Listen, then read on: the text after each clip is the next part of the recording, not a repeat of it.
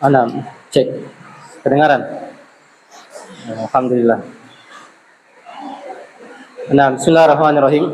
Assalamualaikum warahmatullahi wabarakatuh. Alhamdulillah hamdan katsiran thayyiban mubarakan fihi kama yuhibbu rabbuna wa yarda. Wa asyhadu an la ilaha illallah wahdahu la syarikalah. Wa asyhadu anna Muhammadan abduhu wa rasuluhu amma ba'd. Ya, alhamdulillah kita muji Allah Subhanahu wa taala di cuaca yang alhamdulillah nikmat dari Allah Subhanahu wa taala. Allah turunkan hujan. Yang dengan hujan tersebut ya tumbuhlah tanam-tanaman. Minumlah darinya hewan-hewan sehingga kita pun mendapatkan makanan dari tumbuhan ataupun hewan-hewan tersebut. Maka kita bagaimanapun kondisinya selalu memuji Allah Subhanahu wa taala. Selalu bersyukur dan bersabar atas segala situasi. Di suatu kondisi mungkin kita tidak senang, mungkin kita membenci hal tersebut, tapi boleh jadi itulah yang terbaik bagi kita. Allah telah menyebutkan, wa asa an takrahu syai'an wa huwa khairul lakum. Boleh jadi kalian membenci sesuatu padahal itu baik bagi kalian. Ini keyakinan kita. Jadi apa yang menimpa kita dari hal-hal yang kurang menyenangkan, ya mungkin cuaca kurang bersahabat kata orang ya, hujan deras, padahal itu pasti kebaikan. Pasti kebaikan. Ya mungkin ada yang terganggu dengan suara yang berisik dengan air hujan. Ya mungkin kita terganggu. Tapi tidakkah kita sadari bahwa Allah memberikan nikmat kepada kita, nikmat pendengaran. Nikmat pendengaran. Alhamdulillah kita bisa mendengarkan suara berisik tersebut. Coba kalau dihilangkan pendengaran kita, maka bersyukur, apapun kondisinya bersyukur kepada Allah SWT.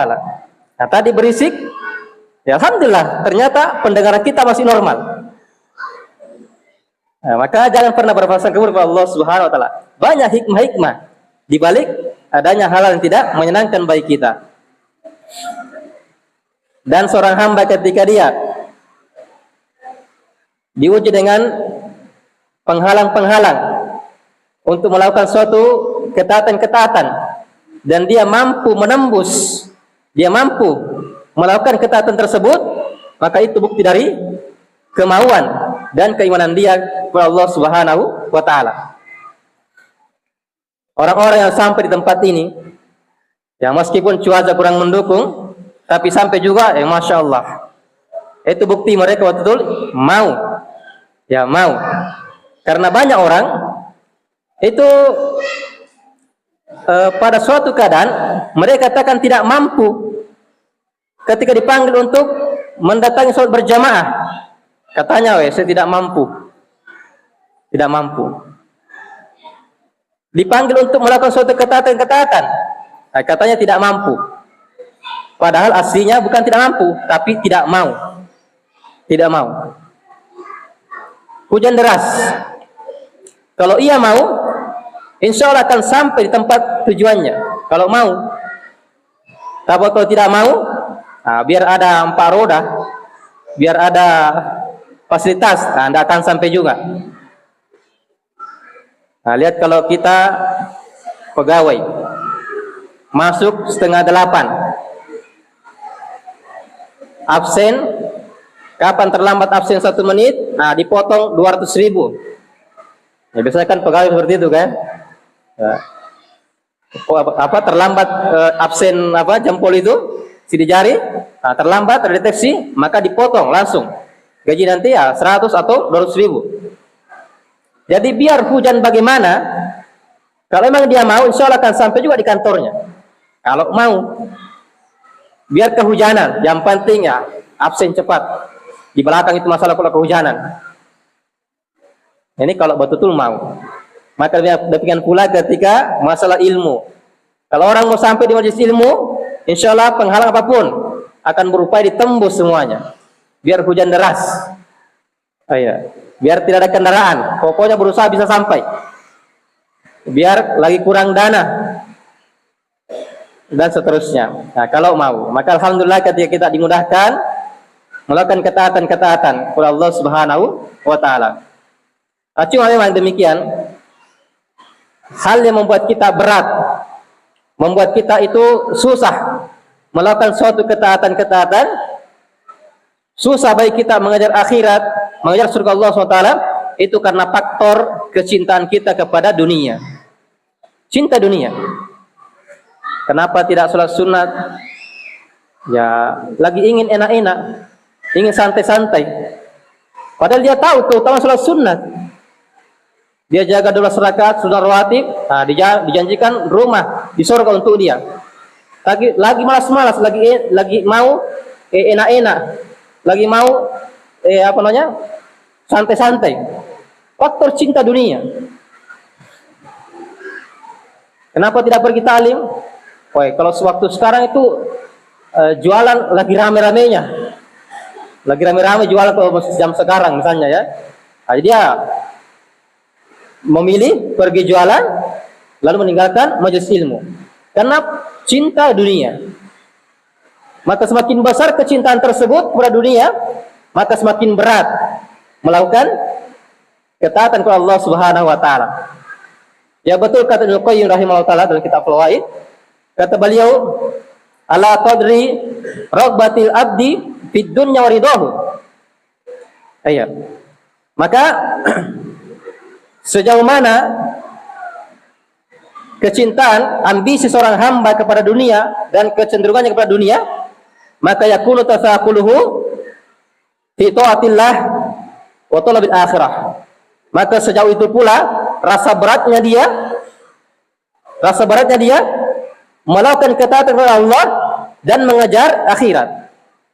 Jadi berbanding, semakin besar cintanya kepada dunia, semakin berat pula mengerjakan ketaatan-ketaatan kepada Allah Subhanahu wa taala.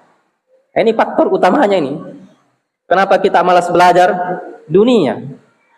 Kenapa kita malas bersedekah? Dunia. Cukup sih. Ya, harusnya tadi lengkap 1 juta, cukup sih 50.000. Kenapa malas mendakwai orang? Nanti enggak suka kak. Nanti jelek sama saya. Nah, jadi memilih dunia dibandingkan dengan akhirat. Jadi semakin besar cinta dengan dunia, semakin berat pula melakukan ibadah-ibadah kepada Allah Subhanahu wa taala. Maka periksa hati-hati kita. Nah, jadi itulah faktor utamanya. Penyebab utamanya, ya kenapa kita malas beribadah. Kecintaan kepada dunia itu lebih mendominasi dibandingkan dengan cinta surga Allah Subhanahu wa taala. Bagaimanapun kita kumpulkan dunia. Nah, ingat terus, terkumpul dunia begitu banyak, tetap itu ya tai kuku kata orang ya. Tidak ada nilainya dibandingkan dengan surga Allah Subhanahu wa taala. Anda sehebat apapun membayangkan kenikmatan surga, tidak akan sampai juga hakikat yang sebenarnya. Anda sudah sampai nikmatnya begini begitu, tetap masih jauh sekali. Masih jauh sekali. Makanya Allah sebutkan, Allah berfirman Al-Qudsi, ya saya siapkan untuk hamba-hamba yang soleh, apa yang tidak pernah terlihat oleh mata, tidak pernah terdengar oleh telinga, bahkan tidak pernah terbetik dalam hati manusia. Tidak pernah terbetik dalam hati kita. Tidak pernah kita pikirkan, oh ternyata begini. Jadi biar kita bayangkan nikmatnya surga itu bagaimanapun, tetap itu masih belum. Tidak akan bisa sampai dengan hakikat yang sebenarnya. Ya makanya Ibnu Abbas ketika itu membaca ayat fala ta'lamu nafsun ma ukhfiya lahum min qurrati ayun jazaa'an bima kanu ya'malun. Maka setuju itu tidaklah mengetahui apa yang disembunyikan untuk dia, apa yang dia ya disimpan untuk dirinya dari ya qurratu ayun, kesejukan ya pandangan mata, jazaa'an bima kanu ya'malun, sebagai balasan dari apa mereka telah kerjakan di dunia. Nah, jadi bersabar dalam mengejar surga Allah SWT. Dunia dari namanya saja sudah dunia.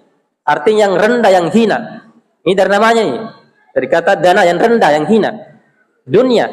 Ketika diwasalkan dengan satu mubalaghah, fu'la, dunia, artinya yang paling hina, yang paling rendah.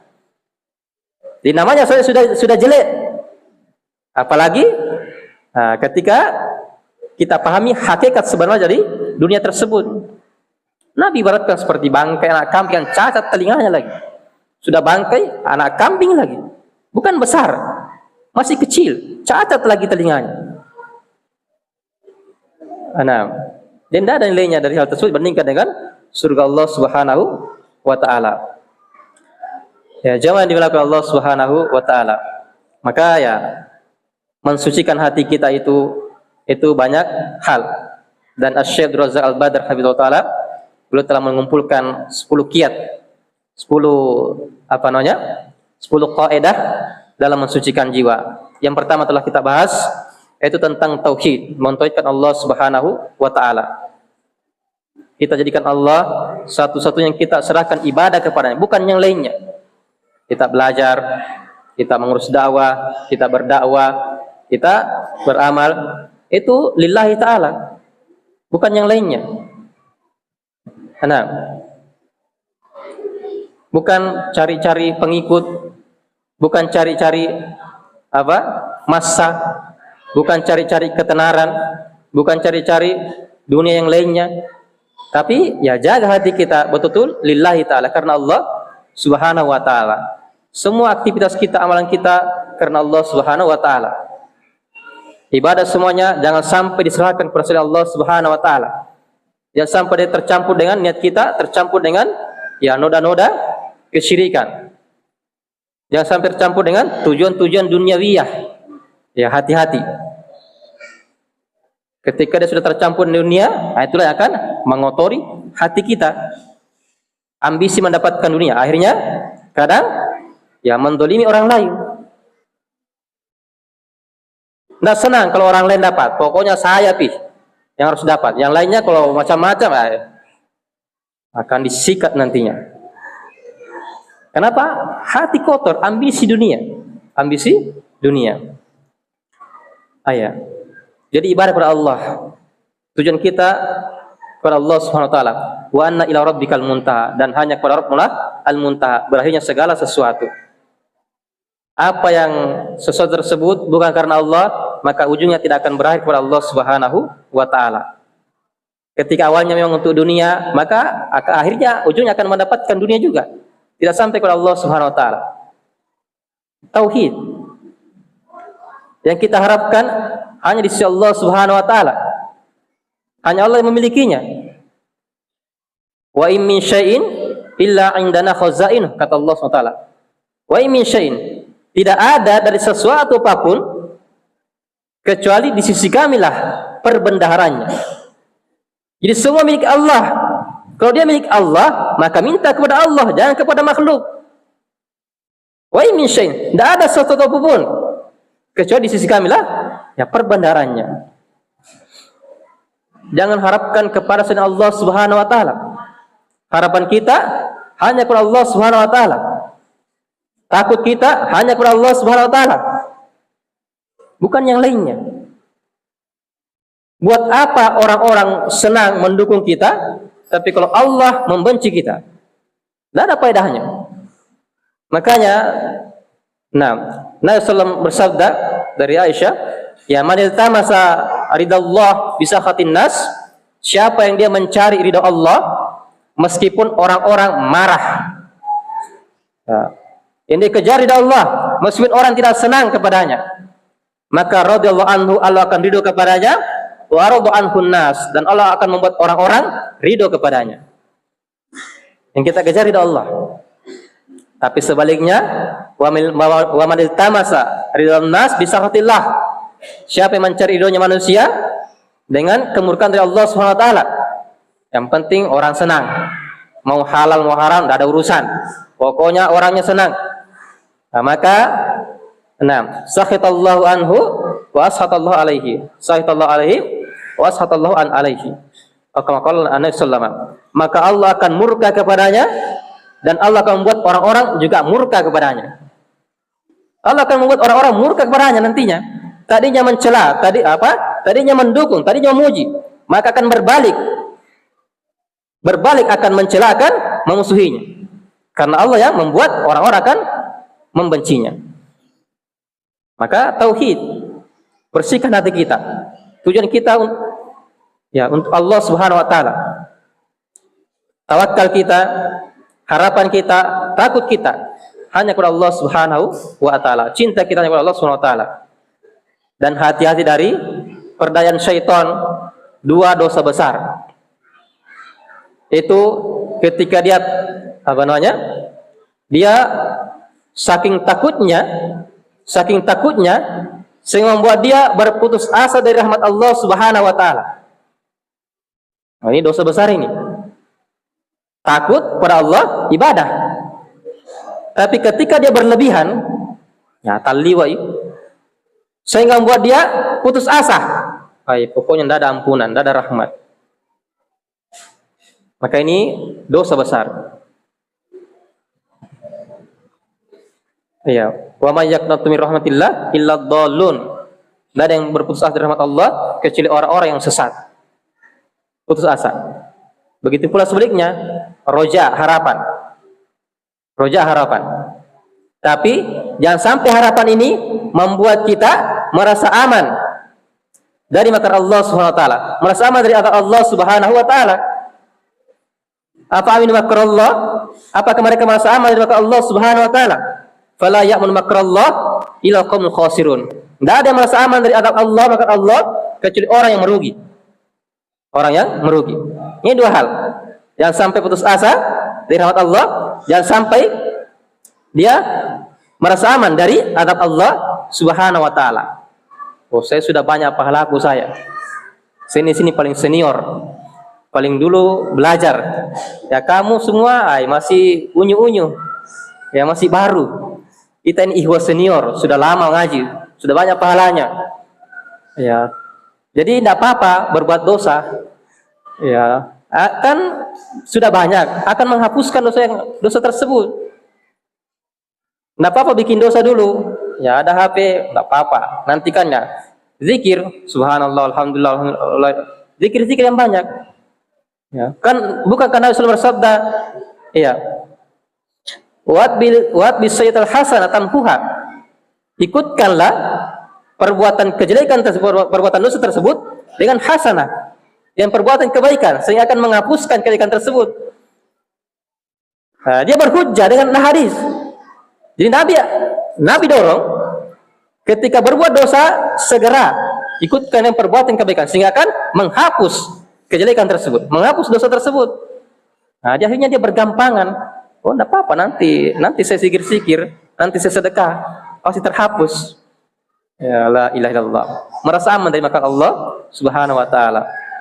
Nah, siapa yang jamin amalan yang dulu dia terima? Siapa yang jamin ketika dia kerjakan amalan tersebut itu bisa menutupi dosa-dosa yang telah lalu? Siapa yang jamin amalannya diterima oleh Allah Subhanahu wa taala? Tidak ada jaminan. Maka takut dan harapan itu murni hanya untuk Allah Subhanahu wa taala dan jangan sampai berat sebelah. Upayakan seimbangkan terus antara roja dengan khauf, antara harapan dengan rasa takut kepada Allah Subhanahu wa taala. Jangan sampai salah satunya berlebihan sehingga membuat dia merasa aman dari azab Allah, membuat dia merasa berputus asa dari rahmat Allah Subhanahu wa taala. Seimbangkan. Nah, ini tauhid akan membuat dada menjadi lapang. Dengan tauhid dia yakin semua tidak ada yang terjadi kecuali takdir Allah Subhanahu wa taala. Maka tenang hatinya. Tenang hatinya. Ditakdirkan kehilangan 1 juta, 10 juta, 50 juta. Takdir Allah. Mau dia apa lagi? Tidak bisa apa-apa. Allah takdirkan 50.000 tahun sebelum diciptakannya langit dan bumi. Biar kita mau bagaimana, sudah ditakdirkan akan hilang. Kita bisa apa? Mau protes sama Allah? Ya kan tidak bisa. Maka dengan tauhid, ya tauhid akan melapangkan dada kita. Ketika kita bekerja, berusaha, ya memang Takdirnya demikian. Rezeki itu dia sudah tertakar, tidak akan tertukar. Sama-sama jualan, yang satunya jualan ini, satunya sama-sama jualannya, tidak akan tertukar itu rezekinya. Tidak usah ada hasad. Nah, tapi ya perbaiki caranya dalam mencari rezeki. Makanya Nabi SAW ya sebutkan, ayuhan nas, wahai sekalian manusia, ittaqullah, bertakwalah kepada Allah SWT, wa ajmilu bit thalab. Perindahlah, perbaiki dalam mencari rezeki. Perbaiki caranya. Jadi takwa dulu. Nabi awali dengan peringatan untuk bertakwa. Mengambil benteng antara dirinya dengan adab Allah SWT. Bertakwa, kerjakan perintah, tinggalkan larangan. Takwa. Lalu perbaiki caranya dalam mencari rezeki. Fa inna nafsan lan tamuta hatta tastawfiya rizqaha. Karena jiwa itu dia tidak akan mati sampai dia akan mengambil semua rezekinya. Kita tidak akan mati sampai dapat semua rezeki kita. Ini tauhid. Tidak akan pernah meleset ke tetangga kita. Tidak akan pernah ya salah sasaran ke orang di sebelah kita. Tauhid. Jadi tidak akan meninggal sampai mendapatkan semua rezekinya. Tapi fa in abta'a wa in abta'a anha, jika ternyata ya kok belum datang juga ya. Nah, batai kusat di Makareso, ya kok belum datang juga. Maka kata Rasulullah, fattakullah, bertakwa kepada Allah. Nabi ingatkan lagi, bertakwa kepada Allah. Karena takwa itu di antara kunci sebab mendatangnya rezeki. Fattakullah, wajib bit thalab, dan perindah dalam mencari rezeki. Perindah. Ya kalau tadinya jualannya modelnya seperti ini, oh mungkin mau diganti suasananya. Ataukah mungkin dengan cara-cara lain. Dia harus pelajari cara berbisnis. Nah, contoh misalnya, tingkatkan kemampuan dirinya. Maka kata Nabi, ya khudu ma halla, ambil yang dihalalkan, wada'u ma haruma, tinggalkan yang diharamkan. Bagaimana caranya tahu mana halal mana haram? Ya kembali kepada ilmu. Harus belajar. Harus belajar. Makanya wajib belajar. Ya, pemerintah kita wajib belajar 13 tahun. 13 ya. Mulai dari TK sekarang. Ya, TK, SD 13 ya. Nah. Tapi Islam wajib belajar seumur hidup. Ini Islam, wajib belajar seumur hidup. Bukan 13 tahun. Jadi yang wajib belajar itu bukan santri tok. Ya, bukannya masih kalolo anak darah. Kita semua wajib belajar. Bukan anak kita yang wajib belajar, kita juga wajib belajar. Jangan ya, berjuang. Bagaimana bisa mendapatkan ilmu. Nah, jadi ini tauhid yang pertama ya. Kita masuk ke yang kedua. Kata Syekh Abdul Razak Al-Badr hafizahullah taala,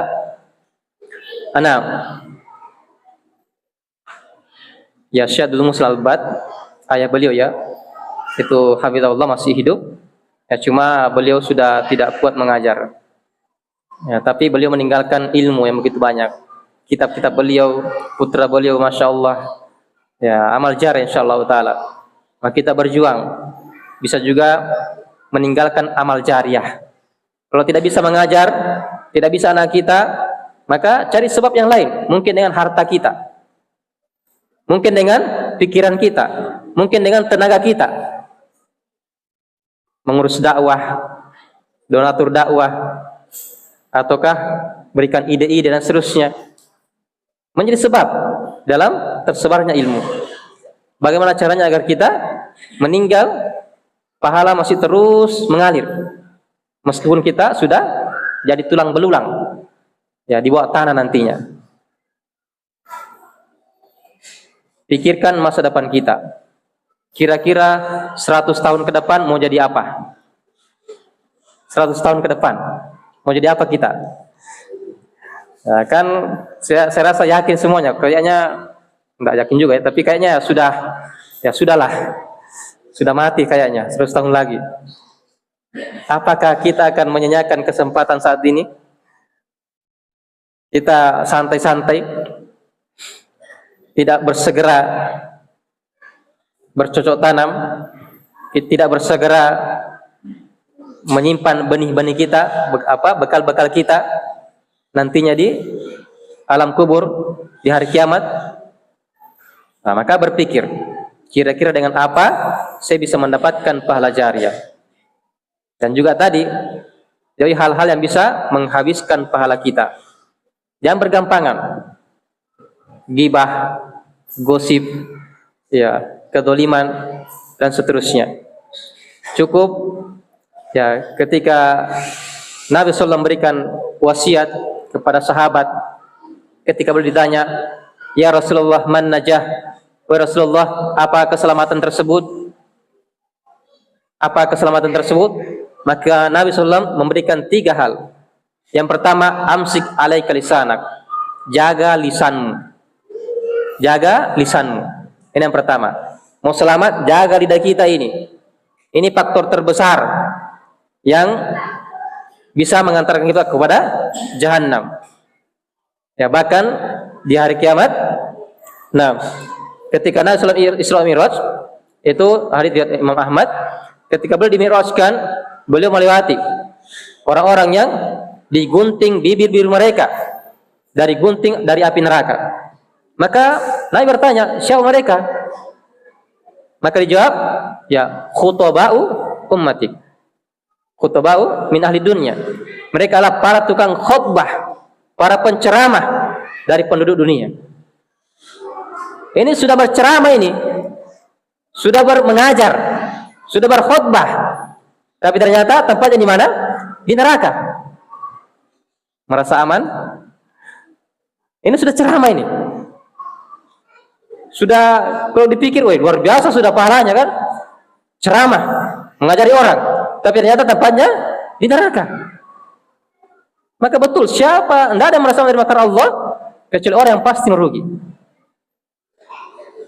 Nah, tapi tingkatkan juga harapan kita tadi. Ya, harapan kita. Yang tadi yang pertama, jaga lisan. Bahkan Nabi SAW itu beliau mengatakan, ya, man yatmanli ma baina lihi wa ma baina fakhidai atmanul jannah. Siapa bisa menjaga untuk saya menjaga di antara 2 jenggotnya dan di antara 2 pahanya, maka saya jamin untuknya surga. Jaga 2 ini, lisan dan kemaluan. Nabi jamin surga. Yang pertama, amsik alaika lisanak. Yang kedua, wal yasaka baitu. Andalah rumahmu itu lapang bagimu. Artinya apa? Sibuk urusi urusan kita sendiri. Jangan pusing orang lain. Di Pindrang mau diurus, di Sidrap mau diurus, di Baru mau diurus semuanya. Coba fokus pada rumah kita dulu. Nggak usah yang lainnya. Begitu pula dalam keluarga kita, sibuk memperbaiki semuanya itu. Terlalu banyak mau diurus di rumah, terlalu banyak mau diperbaiki di rumah.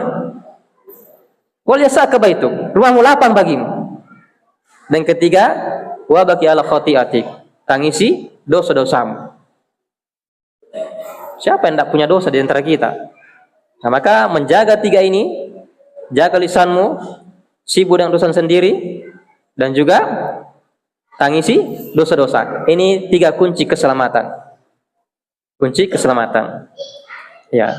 Jadi dada yang lapang, jiwa yang bersih, itu dengan terus belajar mentauhidkan Allah Subhanahu wa taala. Yang kedua, yaitu kata beliau, ad-du'a miftahu zakatin nufus. Doa merupakan kunci sucinya jiwa. Nah, Nabi SAW bersabda, laisa syai'un aqra Allah minad du'a. Tidak ada sesuatu pun yang lebih mulia di sisi Allah SWT dibandingkan dengan doa. Nah, ini doa yang paling mulia ini. Doa dari ibadah. Nah, bahkan dia merupakan doa ibadah yang paling afdal. Ibadah yang paling afdal. Kenapa? Karena dengan doa tersebut itu menampakkan ketika kita berdoa kepada Allah SWT, itu menampakkan bahwa kita itu lemah. Kita lemah. Kita ini betul-betul butuh. Kita rendah, hina. Kita betul-betul tidak ada apa-apanya. Jadi lemah sekali kita ini. Makanya minta. Dan dengan doa itu kita mengakui kekuatan Allah Subhanahu wa taala, kemampuan Allah, kekayaan Allah Subhanahu wa taala. Allah mampu memberikan kecukupan. Allah yang paling besar, yang paling agung. Iya. Allah mampu mengijabahi doa dari hamba-hambanya. Jadi ini kita betul-betul sadar kita ini lemah sekali. Lemah sekali. Langit dan bumi dibandingkan dengan arsy, dibandingkan dengan kursi, itu ibaratnya seperti gelang yang dilempar di padang pasir. Langit dan bumi dibandingkan dengan kursi. Kursi dengan arsy itu seperti itu pula. Nah, sekarang kita ini bagaimana nih? Ternyata kita itu kecil sekali. Kecil sekali kita ini sebagai manusia, tapi ya kadang sombongnya luar biasa. Ya, takaburnya luar biasa. Padahal dia kecil sekali. Kita ini lemah betul. Tidak bisa apa-apa. Nah, maka doa ini betul ya, dia punya pengaruh yang besar dalam membuka pintu-pintu kebaikan. Nah, maka kata Syekh, fakullu khairin tarjuhu li nafsika. Setiap kebaikan yang kau harapkan untuk dirimu, wa turiduhu min khairatid dunya, dan kau inginkan berupa kebaikan-kebaikan di dunia ataupun di akhirat, maka fatlubhu minallah, maka mintalah kepada Allah Subhanahu wa taala. Walja ilaihi fi nailihi wa tahsilihi, maka mintalah pertolongan kepada Allah agar kau bisa meraih dan menggapai cita-citamu tersebut, dunia dan akhirat. Tidak tercela menginginkan dunia, tapi yang penting niatkan dunia tersebut untuk membantu kita mendapatkan akhirat. Cari uang, semangat, ihris alama yang fauka, kata Rasulullah. Semangat apapun yang bermanfaat bagi kamu. Wasta'in billah wala ta'jaz. Minta tolong kepada Allah dan jangan pernah merasa lemah. Dengan kita punya banyak uang, kita bisa bangun masjid. Punya banyak uang, kita bisa bantu pondok pesantren. Dengan punya banyak uang, kita bisa pergi umroh haji. Tidak tercela jadi orang kaya. Yang penting jadi orang kaya yang bersyukur. Orang kaya yang bersyukur, bukan orang kaya yang takabur. Orang kaya yang sombong, baru hartanya 1 miliar, sudah sombongnya luar biasa. Padahal cuma bangkai yang didapatkan. Belum seberapa itu. 1 miliar, 1 triliun, rendah sekali itu. Sekarang mungkin bermanfaat. Punya emas 5 gram, 5 kilo. Apa bedanya emas tersebut? Emas 5 kilo, emas 10 kilo di alam kubur. Apa gunanya? Tidak ada padanya bagi dirinya. Maka cari yang kekal, memanfaatkan harta tersebut untuk mendapatkan surga Allah SWT. Tidak tercela kaya, tapi jadi orang kaya yang bersyukur. Orang kaya yang bersyukur, manfaatkan seluruh nikmat tersebut di atas ketaatan kepada Allah Subhanahu wa taala.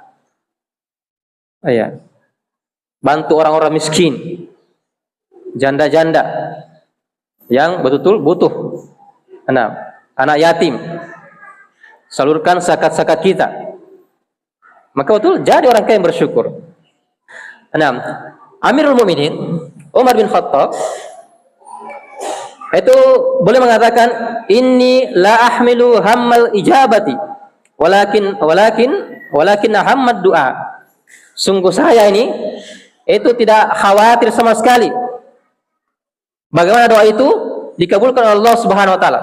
Dia tidak urus, dia tidak pusingi apakah doa itu dikabulkan atau tidak dipusingi.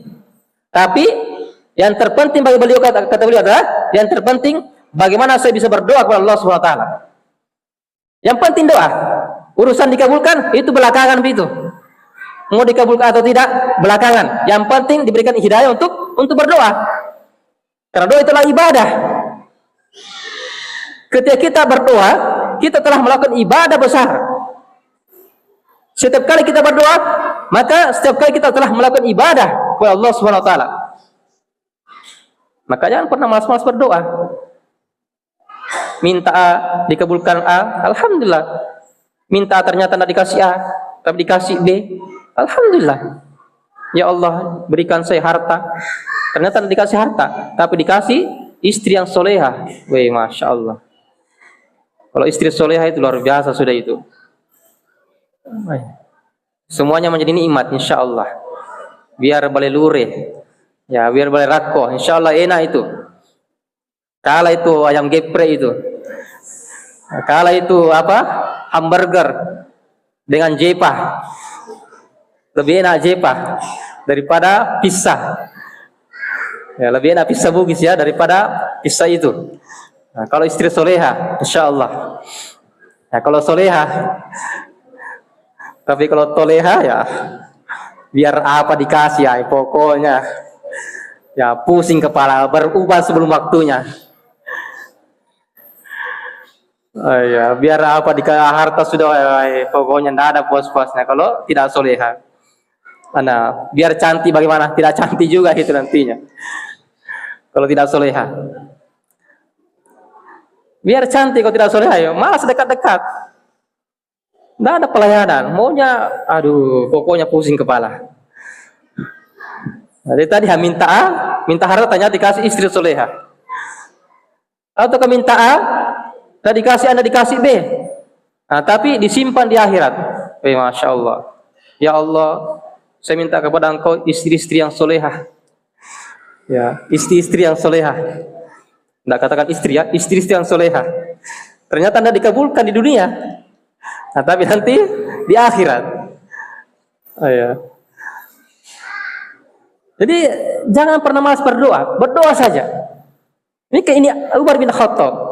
Jadi tidak pusing beliau, apakah dikabulkan atau tidak. Yang penting dapat hidayah untuk bisa berdoa. Bisa berdoa. Doa ini betul-betul mensucikan hati.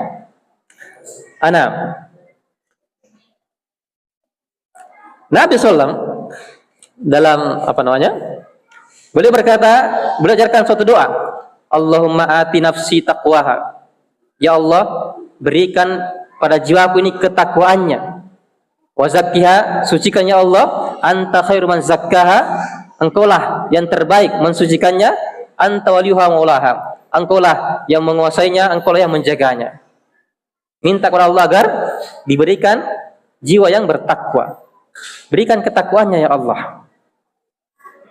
Maka ini ya, dalam doa ini ada isyarat dan bentuk peringatan dari Rasulullah SAW bahwa tazkiyatun nafs, pensucian jiwa itu di tangan Allah Subhanahu wa taala. Hanya di tangan Allah Subhanahu wa taala. Allah alamul ghuyub, yang mengetahui perkara-perkara gaib. Dan kuncinya yang paling besar adalah itu adalah doa. Doa dan betul-betul iftiqar, merasa butuh, betul-betul butuh kepada Allah Subhanahu wa taala. Doa. Jadi Nabi minta kepada Allah agar diberikan jiwa ini ketakwaannya. Maka ini menunjukkan bahwa betul-betul di tangan Allah Subhanahu wa taala ketakwaan tersebut, kesuciannya tersebut di tangan Allah Subhanahu wa taala. Makanya butuh kita untuk memintanya. Kita berdoa. Dan juga Nabi SAW itu banyak sekali berdoa. Ya muqallibal qulub, tsabbit qalbi ala dinik. Wahai yang membolak-balikkan hati, kokohkan hatiku di atas ketaatan kepadamu. Jadi minta agar dikokohkan hati. Dan ini semua di tangan Allah Subhanahu wa taala. Maka siapa yang bisa mengumpulkan hatinya dan juga kebutuhannya membenarkan hal tersebut sehingga harapannya menjadi kuat. Dia tidak terburu-buru, tergesa-gesa untuk dijabahi.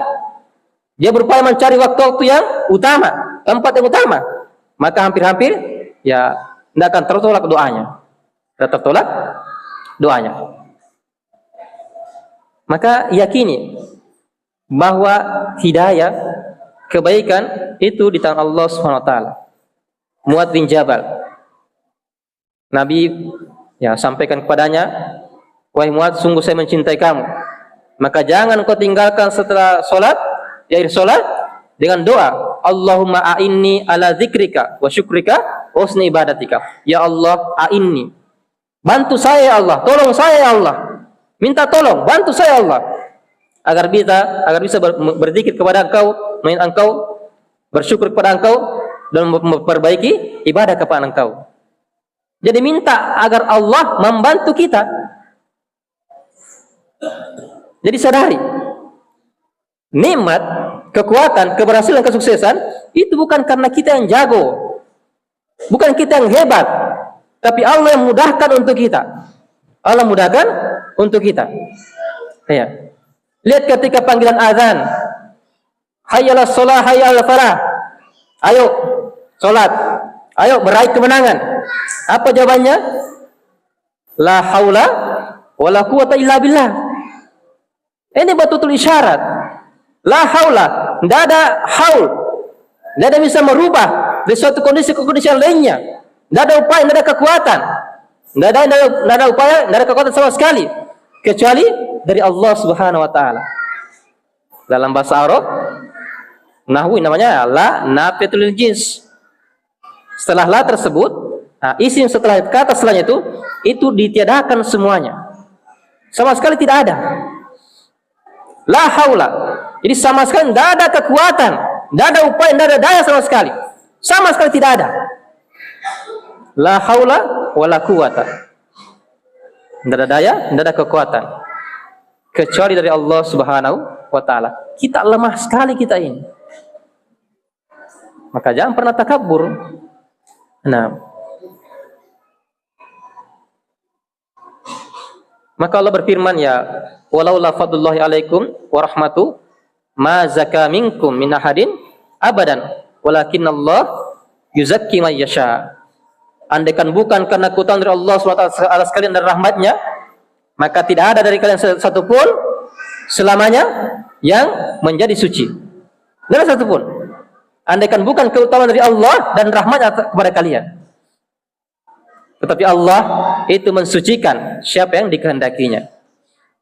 Maka dari Allah Subhanahu wa taala kita bisa sukses usahanya, kita bisa kokoh di atas agama, kita bisa tetap di atas ketaatan, jauh dari maksiat. Itu semua kemudahan-kemudahan dari Allah Subhanahu wa taala. Bukan kita yang jago. Murni dari Allah Subhanahu wa taala hal tersebut. Ibnu Abbas menafsirkan dalam tafsirnya, dalam tafsir firman Allah ini, ma zaka minkum, tidak ada satu pun dari kalian yang suci. Kata beliau, mahtada ahadun minal khalaiqi li syai'in minal khair yang fa'u bihi nafsahu. Tidak ada satu pun yang mendapatkan hidayah dari makhluk ini, sesuatu pun dari kebaikan, tidak ada sama sekali. Itu yang fa'u bihi nafsahu, untuk memberikan manfaat terhadap dirinya sendiri. Tidak bisa. Begitu pula, walam yattaqi syai'an minas syarri yadfahu min an-nafsi. Tidak ada satupun yang bisa menghalangi satupun dari kejelekan dari dirinya sendiri. Ai kullu dzalika innama huwa bimahdi fadlillah azza wajal. Itu bahwa semuanya itu hanyalah murni semata keutamaan dari Allah Subhanahu wa taala. Kita bisa duduk di sini, kita bisa bermajelis di sini, kita bisa sholat, semua murni Allah mudahkan untuk kita. Kita bisa tinggalkan maksiat ini, maksiat itu, Allah jaga kita, murni dari Allah. Nah, kata Al-Barra radhiyallahu anhu, kana Rasulullah Yaumul Ahzab itu tayyib. 6. Saya lewat ya waktu. Maka ya hidayah dan keimanan itu dan segala kebaikan itu betul-betul di tangan Allah Subhanahu wa taala. Di tangan Allah Subhanahu wa taala. Makanya kita terlalu sering mendengarkan khutbah Jumat ketika pengajian, khutbatul hajah. Kita apa semua insyaallah taala. Nabi SAW bersabda, "May yahdihillahu fala mudhillalah." Siapa yang Allah berikan hidayah kepadanya, maka tidak ada sama sekali yang bisa menyesatkannya. Kita hafal, siapapun yang Allah berikan hidayah, tidak ada yang bisa menyesatkannya siapapun. Wa may yudlil, tapi siapa yang Allah sesatkan, maka fala hadiyalah. Tidak ada sama sekali bisa memberikan petunjuk kepadanya. Maka sadari, semua di tangan Allah SWT. Betul-betul Allah yang memberikan keutamaan kepada kita. Allah yang memberikan hidayah kepada kita. Allah yang memudahkan kita melakukan ketaatan-ketaatan. Allah yang menyulitkan kita, menghalangi kita dari berbuat kejelekan-kejelekan. La ilaha illallah, la ilaha illallah.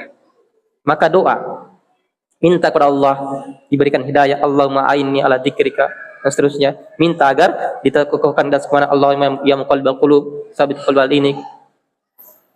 Dalam hadits qudsi, ya, riwayat Muslim, Allah berfirman, ya ibadi kullukum dallun. Wahai hamba-hambaku, kalian semuanya itu sesat. Kalian semua tersesat. Illa man hadaitu, kecuali siapa yang saya berikan hidayah kepadanya. Allah berfirman hadis qudsi, semua mereka itu kullukum dallun. Semua kalian itu tersesat kecuali siapa yang saya berikan hidayah kepadanya. Maka pastahduni ahadikum, minta hidayah kepada aku, saya akan berikan hidayah kepada kalian. Maka ini kita minta terus. Jangan pernah merasa aman dari makar Allah Subhanahu wa taala. Iyyaka ihdinas siratal mustaqim, minta hidayah. Hidayah ila thoriq, hidayah menuju jalan yang lurus, dan hidayah fit thoriq, hidayah ketika sudah di atas jalan yang lurus tersebut. Banyak orang tidak kenal mana jalan yang lurus tersebut. Ada juga orang sudah kenal mana jalan yang lurus, tapi tidak mendapat hidayah untuk bisa istiqomah di atas jalan yang lurus tersebut. Maka selalu berdoa, minta kepada Allah SWT agar kita dikokohkan, istiqomahkan, diberikan ya kesucian jiwa, dan dimudahkan dalam segala kebaikan-kebaikan sampai akhir ajal kita. Ini ikhwan akhwat fillah rahimani wa rahimakumullah. Nah, jadi jangan pernah malas-malas belajar. Jangan pernah malas belajar. Kita sudah hafal semuanya. May yuridillahu bi khairin yufaqihu fid din. Ya, siapa yang ingin siapa yang ingin kebaikan, maka akan dijadikan faqih, paham dalam agama. Ya, kan kebalikannya apa? Berarti kalau tidak diberikan pemahaman dalam agama, apa artinya? Nah, berarti Allah tidak inginkan kepada kita kebaikan. Maka berjuanglah, kita berjuang sama-sama, ta'awunu 'alal birri wat taqwa. Ya, kita berjuang bersama-sama bagaimana agar bisa ya sukses bareng-bareng. Ya, saya bukan pedagang ya, tapi andaikan saya pedagang, saya ajak sukses kaya bareng-bareng. Kayak Pak Menteri kita ya, Menteri Keuangan. Ya, katanya mau sukses bareng-bareng. Ya, kita ajak, ayo kita sukses bareng-bareng. Dunia, terlebih lagi akhirat kita. Kita masuk surga insyaallah taala, ya masuk ke dalam surga Allah Subhanahu wa taala. Ya Allahumma a'inna ala dzikrika wa syukrika wa husni ibadatika. Jadi banyak berdoa, jangan pernah remehkan doa, jangan pernah tinggalkan berdoa. Ini senjata kita, bagaimana kita ya ingat inti doa adalah kita merendahkan diri kita, menghinakan diri kita. Betul-betul kita tidak punya apa-apa, kita betul rendah, miskin. Dan kita minta kepada yang memiliki segalanya, yang menguasai segalanya. Tauhid, la ilaha illallah. Wallahu a'lam bissawab. Nah, naktafi hadzal qadar. Insyaallah kita sambung pertemuan berikutnya. Subhanakallah bihamdik, asyhadu an la ilaha illa anta astaghfiruka wa atubu ilaik. Walhamdulillahirabbil alamin. Wassalamualaikum warahmatullahi wabarakatuh.